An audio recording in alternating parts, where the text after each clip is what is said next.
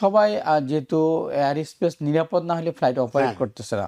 হ্যাঁ, সেই জন্য যাত্রীরা তাদের প্রথম আমি এইখান থেকে লাগোডিয়া থেকে টরন্টো গিয়ে টরন্টো থেকে বিমানে বাংলাদেশে যাচ্ছে এবং বিমান বাংলাদেশে অনেক প্যাসেঞ্জার আছে বিমান এবং তুলনামূলকভাবে অন্যান্য এয়ারলাইন্সের চেয়ে ওয়ান ওয়ে এবং রাউন্ড ট্রিপ অনেক কম এবং বিজনেস ক্লাসে সবচেয়ে কম বিমান বাংলাদেশ এয়ারলাইন্স।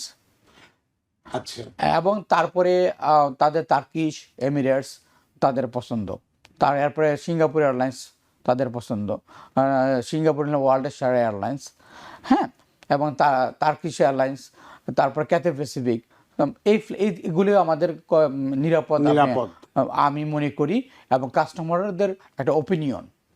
তো এই যে আপনি বারবারই বলছেন যে কানাডা হয়ে যাওয়াটা, কানাডার কোন বিমানবন্দর থেকে বাংলাদেশ?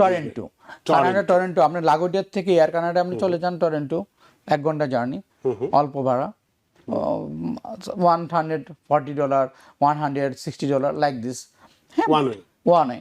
এরপর টরন্টো থেকে আপনি বিমানে উঠলে আপনি মিডল ইস্ট এরিয়া তারা ইস্তাম্বুলে একটা স্টপওভার নিবে, ফুয়েল নিবে, তারপরে আপনি ইস্তাম্বুল থেকে সোজা ঢাকা।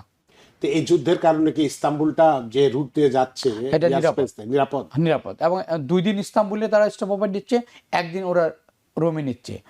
বিমান বাংলাদেশ 3 বৃহস্পতি, শনি, মঙ্গল 3 দিন, সপ্তাহে 3 দিন ফ্লাইট অপারেট করতেছে এবং ঢাকাতেও 3 দিন ফ্লাইট অপারেট করে আসতেছে এবং 2 দিন তারা ইস্তাম্বুলের স্টপওভার নিচ্ছে, 1 দিন ওরা